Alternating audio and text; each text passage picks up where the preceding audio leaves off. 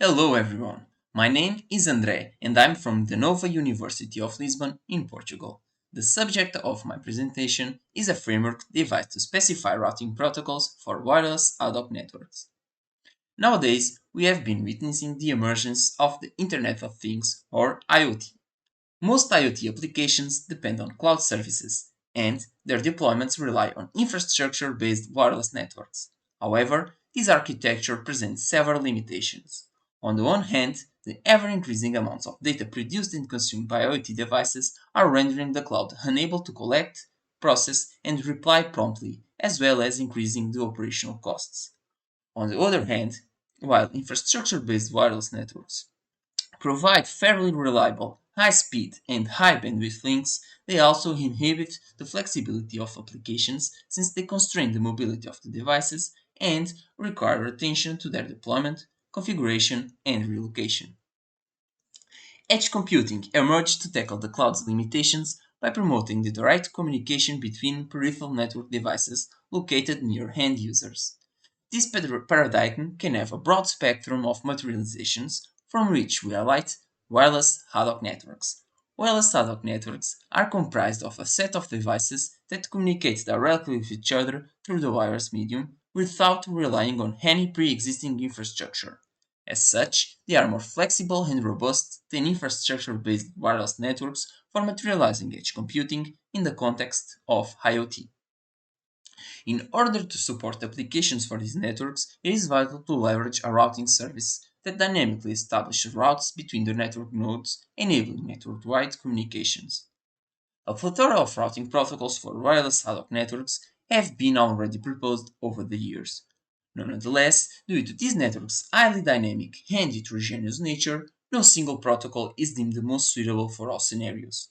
Therefore, it is crucial to identify how the different protocols relate to each other to better compare, combine, or dynamically select them. However, uncovering the relations among them is rather challenging due to heterogeneous specifications and assumptions. In addition, the vast majority of routing protocols have only been evaluated through simulations or in very controlled environments, which fail to capture the characteristics of real wireless ad hoc networks. These observations motivated us to devise a framework for specifying routing protocols for these networks, which abstracts their common elements while offering parameters to materialize particular instances. This framework was materialized in a modular prototype that can be configured to operate as a specific routing protocol, which enables simplifying the implementation of routing protocols on a common code base. Leveraging this prototype, we conducted a preliminary experimental evaluation of a set of representative routing protocols in a real wireless ad hoc network. Our framework consists of a generic routing protocol that can be parameterized to capture the behavior of a specific protocol. This framework was designed with an event-driven architecture, producing and rerouting to both internal and external events that can be, for instance, the setting up and the expiration of a timer, the reception of a message from another node, or the reception of a notification or request from another protocol or application running within the same node. The execution flow of our framework is divided into two parts: the control plane, responsible for computing routes, and the forwarding plane, responsible for forwarding applicational messages. Starting with the control plane, there are three main events that trigger a reaction from our framework: the expiration of a timer that schedules the sending of control messages, which you called announce timer, the reception of a control message from a neighboring node, and the reception of a neighborhood update. The announce timer is a periodic timer that informs the framework to disseminate a new control message and is employed by proactive and hybrid protocols. When the announce timer expires, it is first processed by the announce period, a parameter of our framework which is responsible to set the next announce timer. In its simplest form, the announce period can be a number that represents the interval between periodic announcements of control messages. However, this value can also be the result of a function in case dynamic periods are employed. Regarding neighborhood updates, it is assumed that they are provided by an external discovery protocol that is outside of the scope of our paper. However, a neighborhood update must encode the discovery, suspicion of failure, or an update to the state of a communication link with a neighboring node. This update is processed by the cost function, another parameter of our framework, which assigns a cost metric to the link with a neighbor and which is used to qualify the routes. Examples of these functions are ops, which is always one so that the route's cost is the number of ops, ATX, which estimates the expected number of retransmissions for a successful forwarding, or age, where the time elapsed since the neighbor was detected is used to estimate the cost, with older neighbors representing better links. Next, the framework updates its internal neighborhood table containing essential information for each neighbor, such as the link cost, the link bidirectionality, and the neighbor's address. This information is posteriorly leveraged to compute routes. Regarding the reception of a control message, it is composed of four parts: the identifier or the node that generated the message unique identifier, metadata obtained from the message propagation, and the message payload that encodes specific data used to compute routes.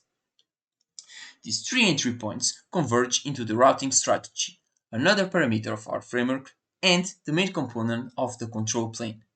The routing strategy is responsible for gathering and disseminating information by processing these events and distributively computing routes from that information. In turn, this process may lead into an update of the routing table or the dissemination of a new control message. During this process, the routing strategy may consult the framework's internal neighborhood table to obtain cost metrics and bidirectionality.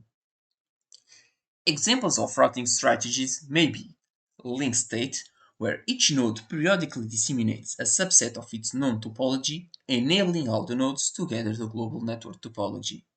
This dissemination is triggered by the announce timer, and the gathering of the topology is performed whenever a node receives either a control message or a neighborhood update. From the global topology, each node locally computes the best routes towards all reachable destinations through the Dijkstra algorithm, which are then stored in the routing table. In addition, whenever the selected subset of the topology to disseminate changes, this strategy can optionally disseminate an unscheduled control message containing the recently updated information. This strategy can have many variants, which only differ in the selection of the subset of the topology to disseminate by each node, with the most well-known being a subset of the bidirectional neighbors. The routing strategy can also be multi-distance vector, where each node periodically disseminates a portion of its routing table containing all destinations and associated costs, usually called a distance vector. This dissemination is triggered by the announce timer and allows each node to gather the distance vectors of its neighbors. By summing the cost of reaching a given neighbor obtained through the neighbors table and the neighbor's distance vector, each node is able to compute all the routes through that neighbor and then select the best routes. These routes are then stored in the routing table. Another option for a routing strategy is single distance vector. In this strategy, each node only disseminates its identity instead of its complete routing table. This dissemination can either be proactive, being triggered by the announce timer, or reactive, being triggered by other events, with the intended behavior being determined by the AMP parameter. Through the reception of such messages, each node is then able to obtain the routes traveled by the messages, enabling each node to obtain the best route towards the node that originated the message. When this strategy is configured as reactive, the dissemination of a node's identity is typically called a route request, and it contains an indication for a specific node to reply to the originator node with the found route. Finally, in case the routing strategy requests the dissemination of the new control message, the framework delivers it to the dissemination strategy, another parameter of our framework that is responsible for sending the message to all intended destinations. Examples of these strategies are broadcast throughout the entire network or within a limited zone, bordercast, which disseminates to the nodes at the border of routing zones, or unicast, which sends the message to a single destination, leveraging previously discovered routes. Moving to the forwarding plane, it only has two events that trigger a reaction from our framework: a request to send a message to an arbitrary destination, or the reception of a forwarded message from a neighboring node. It is important not to confuse these messages, which are destined to another protocol or application, from the ones exchanged within the control plane, which disseminate control information meant for the routing protocol itself. To request the sending of a message, the application must provide the local node's identifier, the identifier of the destination node, a time to leave, and the message payload. Upon receiving such request, the framework first generates a message identifier to uniquely identify the message in the network. Then, the message enters the flow of received messages in the forwarding plane. Each message received carries the ID of the previous op, the ID of the originator node, the ID of the destination, the message's ID, a time to leave, and the message payload. Upon the reception of a message, the forwarding plane first checks if it is already processed, discarding it if so. Next, if the destination is the local node, the message is delivered to the application. Otherwise, the TTL is decremented and verified. If the TTL is expired, the forwarding of the message ends.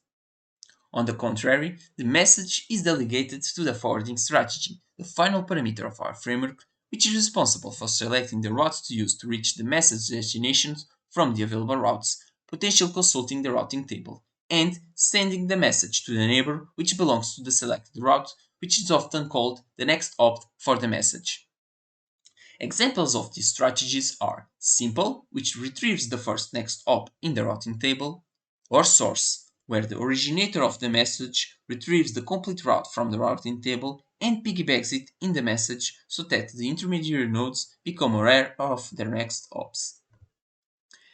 If the forwarding strategy fails to select an next op, or it could not successfully forward the message, the framework notifies the routing strategy in the control plane, possibly requesting the dissemination of a new control message, such as a route request in reactive protocols.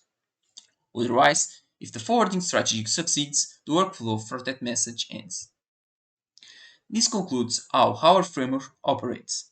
As mentioned earlier, this framework can be parameterized to capture the behavior of a specific routing protocol. To specify a routing protocol in our framework, one only has to define the framework's 5 parameters: the forwarding strategy, the announce period, the cost function, the routing strategy, and the dissemination strategy, being that each configuration can be encoded by a tuple. With these parameters, we can specify a large number of protocols found in the literature. For instance, we can specify the AODV protocol by selecting the simple forwarding strategy, no announce period, the ETX cost metric, the single distance vector routing strategy parameterized as reactive, and using broadcast and unicast as dissemination strategies for route requests and replies, respectively. As another example, we can specify DSR by only changing the forwarding strategy from simple to source. From this set, we selected to evaluate the 5 most well-known representative routing protocols in the literature: OLSR, Babel, Batman, AUDV, and DSR. The first 3 protocols are proactive and employ different routing strategies, and the last 2 are reactive and employ distancing forwarding strategies. The experimental evaluation was conducted in a wireless ad hoc network composed of 17 Raspberry Pi that were dispersed throughout the apartment building across 2 floors as schematically illustrated in the figure. Notice that node 4 appears in the 2 floors as it was placed in the middle of the stairs. We conducted this evaluation by leveraging a prototype of our framework that we implemented, along with Osmosis and the companion discovery and broadcast protocols in the C programming language. This prototype operates over Wi-Fi in ad hoc mode without any MAC or PHY changes. The evaluation of each protocol consisted in each node executing the prototype of our framework, parameterized as the protocol, and a simple ping application for a period of 10 minutes. The ping application, at every second, sends a message to a randomly selected destination, which, upon the reception, replies with the same message to the source node. We evaluated each protocol in 4 scenarios with 0, 2, 5, and 9 deterministic node faults. Each experiment was executed 3 times in a random order, and the results show the average of all runs. For each routing protocol, we measured its reliability, as the average ratio of replies that were successfully received by each node, its latency as the average round-trip time of each message, and its communication overhead as the total number of transmissions incurred by the dissemination of control messages by the routing protocol and all companion protocols. Regarding the reliability, overall, all protocols achieved a reliability above 85% in all scenarios, with proactive protocols achieving higher reliability than the reactive ones. Bubble was the protocol that achieved the highest reliability overall in all scenarios, with values above 90%. In terms of latency, overall, all protocols achieved a latency below 35 milliseconds in all scenarios, with approximately the same average latency per scenario. The exception was Batman, being the protocol with the highest latency, due to the formation of short-lived routing loops that were observed during the experiment across all scenarios. Concerning the communication overhead, overall, OLSR presented the highest results, since its routing strategy triggered the dissemination of unscheduled control messages whenever the selected subset of the topology to broadcast changed, which frequently happened due to unstable neighborhood relations. The reactive routing protocols, AUDV and DSR, presented the lowest overhead across all scenarios. To conclude, in our paper, we proposed a conceptual framework for specifying routing protocols for wireless ad hoc networks and leverage a prototype of this framework to conduct a preliminary experimental evaluation of a set of representative protocols on a real wireless ad hoc network. The results of this evaluation revealed that Babel was the best protocol overall and that Batman was the worst. However, these results cannot be generalized to other network configurations, and a more detailed evaluation should be conducted. This concludes my presentation. Thank you for your attention.